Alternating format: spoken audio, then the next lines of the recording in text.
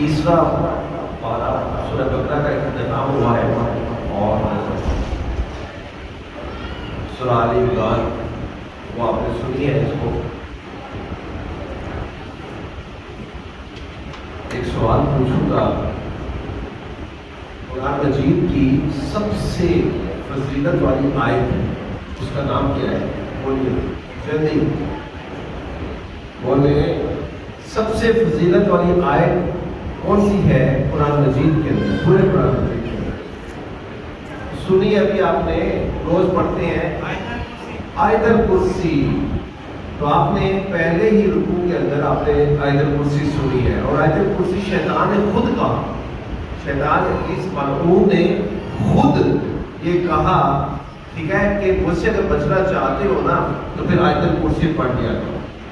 آپ کی یہ روایت بیسیکلی یہ جو روایت ہے حضرت ابو ہریرہ رضی اللہ تعالیٰ عنہ سے بخاری کے اندر یہ موجود ہے کہ شیطان جو ہے وہ ایک فقیر کی شکل میں آتا ہے، اور ابو ہریرہ رضی اللہ تعالیٰ عنہ کی ڈیوٹی لگی ہوئی ہوتی ہے ایک غلے کے اوپر، ٹھیک ہے نا. وہ غلہ چوری کرتا ہے، ابو ہریرہ رضی اللہ تعالیٰ عنہ اس کو تو پہنچ لیتے ہیں. وہ معافی مانگتا ہے کہ مسکین ہو، غریب ہو، ترلے واسطے کرتا ہے، تو وہ جو ہے نا ابو ہریرہ رضی اللہ تعالیٰ عنہ کو درس آ جاتا ہے، چھوڑ دیتے ہیں. اور یہ قصہ آگے نا رسول اکرم صلی اللہ علیہ وآلہ وسلم کو بیان کرتے ہیں. تو رسول اکرم صلی اللہ علیہ وآلہ وسلم فرماتے ہیں ابو ہریرہ چکنے رہنا، کل پھر آئے گا.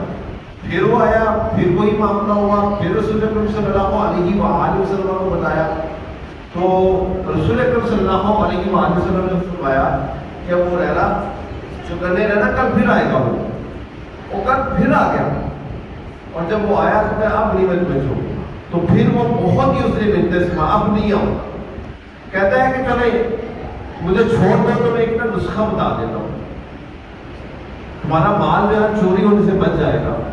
تو وہ نسخہ جو بتا کے گیا تو وہ نے کہا تم آیت الکرسی پڑھ گیا، بے شک سو جائے گا آیت الکرسی پڑھ گیا، تمہارا جو یہ ناز جو ہے نا اللہ ہے نا تو چوری نہیں کرے گا.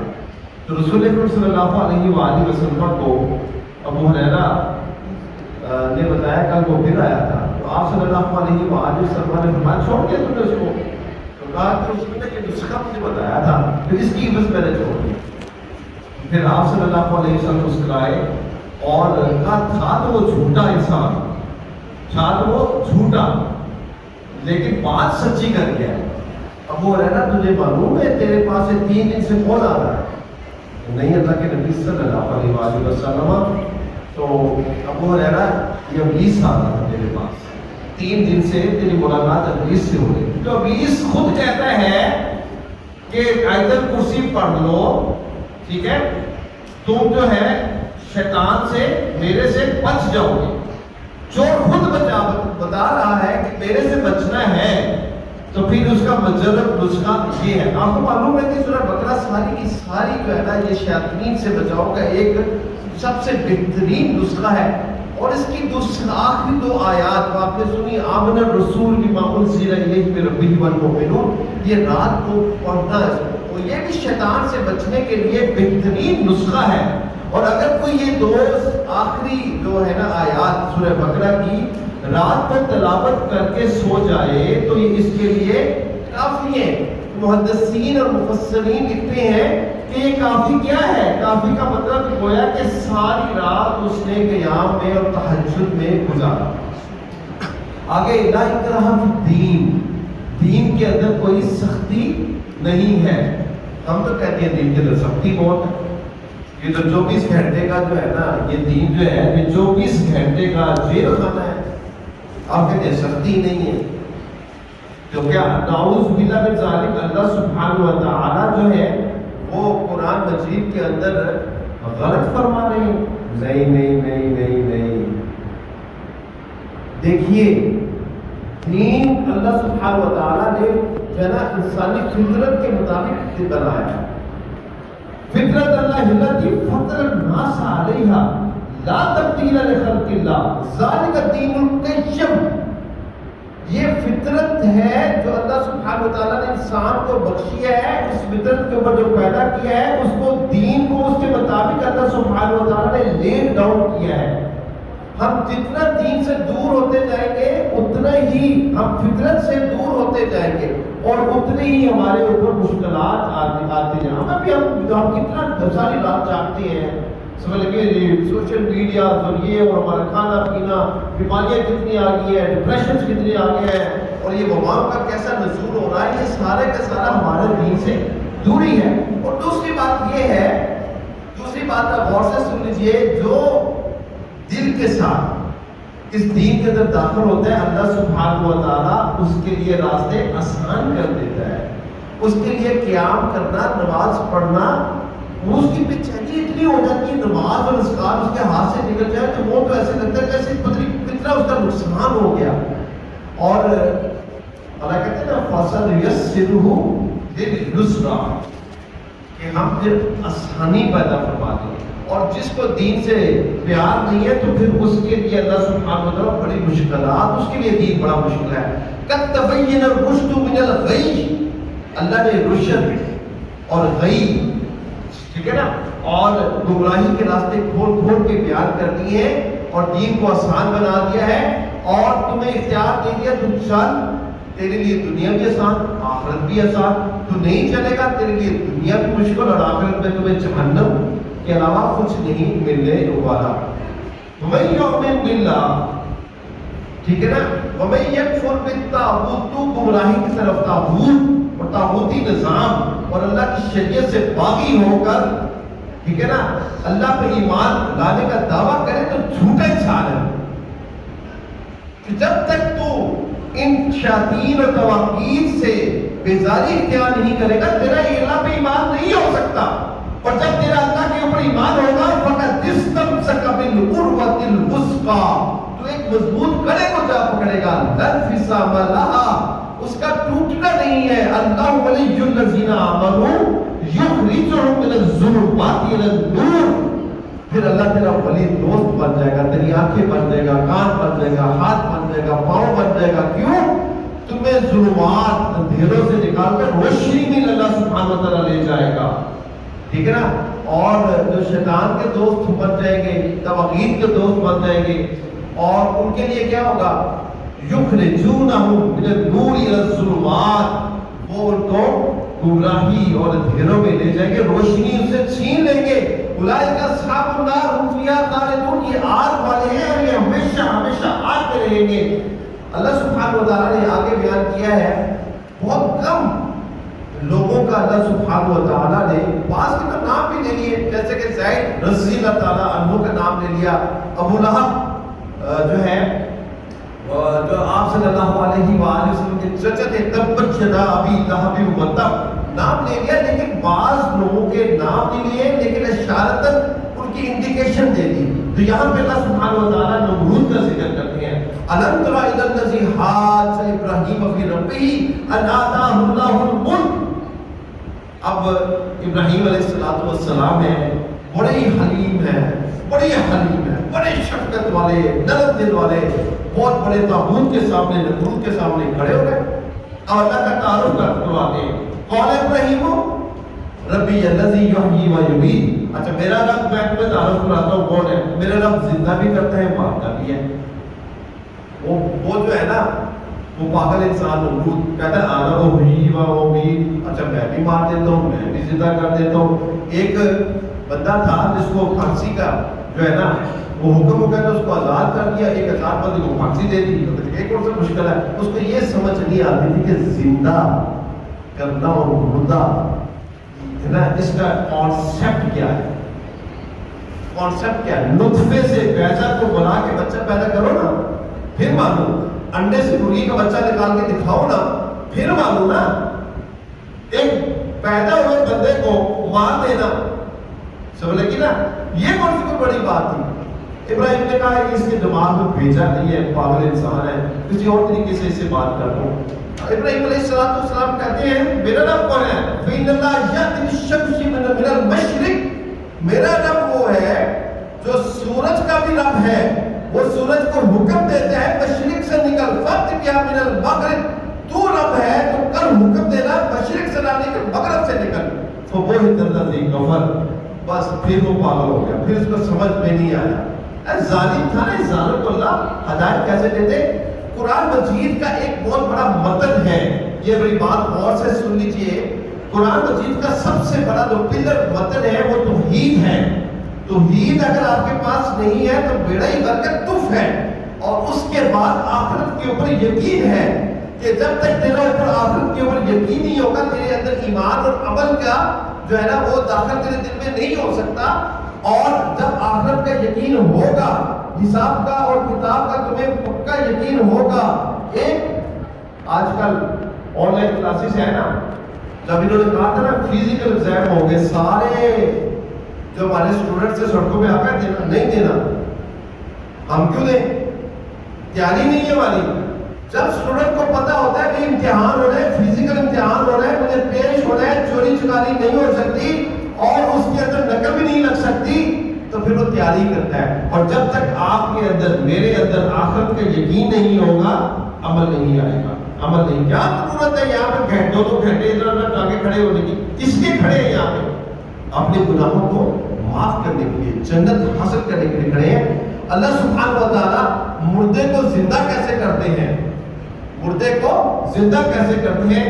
تو اللہ سبحانہ و تعالیٰ آگے فرما رہے ہیں، یہ حضرت عزیر علیہ السلام تھے، ٹھیک ہے نا، جو قید میں تھے، قید سے واپس آ رہے تھے، ٹھیک ہے نا، اور واپس آ رہے تو ایک دیکھا بستی ہے، اور بستی جو ہے نا وہ اپنی چھت کے اوپر جو ہے نا اونچی پڑی ہوئی ہے، لیکن اس کا بالکل تباہ و برباد ہو چکی ہوئی ہے، اور اس کے جو ہے نا بستی والے بھی وہ زمین کے اندر پھنسے ہوئے ہیں. ایک دم خیال آتا ہے اللہ سبحانہ و تعالیٰ اس بستی کو زندہ کیسے کرے گا. او کالذی مر علی قریۃ وہی خاویۃ علی عروشها، کون کہتے ہیں انا یحیی ھذہ اللہ بعد موتہا، یہ بستی کو اللہ کیسے زندہ کرے گا؟ ٹھیک ہے. تو اللہ سبحانہ و تعالیٰ نے جب یہ خیال آیا نبی کے ذہن کے اندر، تو اللہ سبحانہ و تعالیٰ نے پھر اب نبی کو جب یہ بات ہو جائے تو پھر اللہ سبحانہ و تعالیٰ اس کو یقین کی قوت دیتے ہیں، کیونکہ یقین کی قوت نہ ملے آگے میسج کنورٹ کرنا ہوتا ہے. جب انسان خود یقین کے اوپر ہو تو میں جو میسج کنورٹ کر رہا ہوں مجھے کوئی کسی اشکال میں پروڈیوس نہیں کر سکتا. تو الفاظ اللہ نے وہی عزیر علیہ السلام کو نا ان کی روح قبض کر 100 عام 100 سال ثم بعثا، پھر اللہ نے اٹھایا 100 سال بعد. اللہ سے پوچھتے ہیں کب لبثت یہ عزیر، کتنا عرصہ جو ہے نا تیرے اوپر موت وارد نہیں، کتنا عرصہ سویا؟ تو ساتھ نہ ان کے کھانا تھا اور پینا بھی تھا. کھانے کو دیکھتے ہو گرم ہے، پانی بھی جو ہے نا وہ تازہ ہے. تو انہوں نے کہا میں سویا ہوں زیادہ سے زیادہ ہوگا کہ کچھ گھڑی سویا ہوگا، یا پھر زیادہ سے زیادہ کوئی ایک دن گزر گیا ہوگا، اور کتنا میں سو سکتا ہوں. اور کہتے ہیں لبثت میں سویا رہا ہوں یومن او بعض دن کا کچھ حصہ. اللہ سبحانہ و تعالیٰ فرماتے ہیں بل لبثت 100 عام، تمہیں میں نے نا 100 سال بعد زندہ کیا ہے. تو 100 سال تو مرا رہا ہے، 100 سال بعد میں نے تمہیں زندہ کیا ہے. ٹھیک ہے نا. اللہ سبحانہ و تعالیٰ فرماتے ہیں دیکھ الی طعامک و شرابک لا یتسنى، اپنے پانی کو دیکھ، اپنے کھانے کو دیکھ. اللہ کی قدرت کے تمہیں نظارے نظر نہیں آتے؟ نہ تیرا پانی خراب ہوا ہے، نہ تیرا کھانا وہ خراب ہوا 100 سال، نہ میں اس کو ٹھنڈا ہونا دیا ہے. ساتھ اس گدھے کے اوپر سوار ہو کے آئے ہوئے تھے، اس کا پکچر بنا ہوا تھا، ہٹیا گوشت ہوا جو ہے نا وہ ختم ہو چکا ہوا تھا. وانظر الی حمارک، دیکھ اپنے گدھے کی طرف. ولنجعلک آیۃ للناس، میں تمہیں لوگوں کے لیے نشانی بناؤں گا. وانظر الی العظام، دیکھ اس گدھے کی ہڈیوں کے اوپر کیف ننشزها، کیسے میں ہم اس ہڈیوں کو اکٹھا کریں گے. ثم نکسوها لحما، اس ہڈیوں کے اوپر کیسے ہم جو ہے گوشت چڑھاتے ہیں. اور جب دیکھتے ہی دیکھتے ہڈیاں اکٹھی ہوئی، آپس میں جڑی، گوشت بنا اس کے اوپر چڑھ گیا، اور گدھا کھڑا ہو کے سامنے زندہ ہو گیا. وعلم، جان لیا. ٹھیک ہے نا، ان اللہ علی کل شیء قدیر، کہ اللہ سبحانہ و تعالیٰ، اب یہ یقینی قوت تھی جو کہ عزیر علیہ السلام کا کیسے مردہ کو زندہ کرتا ہے. آگے اللہ سبحانہ و تعالیٰ ابراہیم علیہ السلام کا ذکر فرما رہے ہیں، ربی آرینی کیف تحیی الموتیٰ، اے اللہ تو مجھے دکھا تو مردے کو کیسے زندہ کرے گا. اب ابراہیم علیہ السلام نے بھی یہ سوال کر دیا. اللہ کہتے ہیں یقین نہیں ہے کیا ابراہیم، یقین نہیں ہے کیا؟ وَلَكِنْ لِيَطْمَئِنَّ قَلْبِي، اللہ یقین ہے، تیری ذات میں یقین ہے، نہ دل کو اطمینان ہو جائے. اللہ کہتے ہیں فَخُذْ أَرْبَعَةً مِنَ الطَّيْرِ، 4 پرندے لے، فَصُرْهُنَّ إِلَيْكَ، ان کی نشانیاں جو ہے نا اچھی طرح دیکھ کے ان کی نشانیاں اپنے ذہن کے اوپر نا رسم کر لو، جان لو اس کو، تاکہ یہ پرندے تمہیں بھولے نہ. ثُمَّ اجعل، پھر کیا کر، ٹھیک ہے نا، اس کے ٹکڑے ٹکڑے کر دے، ان کے ٹکڑے ٹکڑے کر دے. ثم اجعل علی کل جبل منہن جزءا، آپ ٹکڑے ٹکڑے کر کے گوشت کو ملا لیں، اور کچھ ٹکڑے اس پہاڑ پہ، کچھ اس پہاڑ پہ، کچھ اس پہاڑ پہ، کچھ اس پہاڑ پہ پھینک دیں.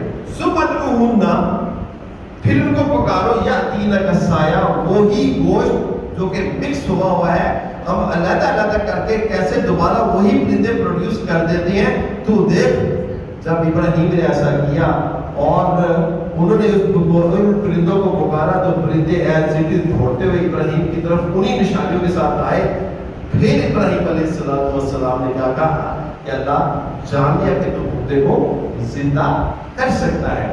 بات سمجھ میں آ رہی ہے؟ اسی طرح آپ نے پہلے بارے میں بھی پڑھا ہے، جب موسیٰ علیہ السلام 70 اصحاب کو ساتھ لے کے گئے تھے اور کہا کیا کہا تھا، اصحاب نے کہا کہ بھی ہمیں اللہ دکھا.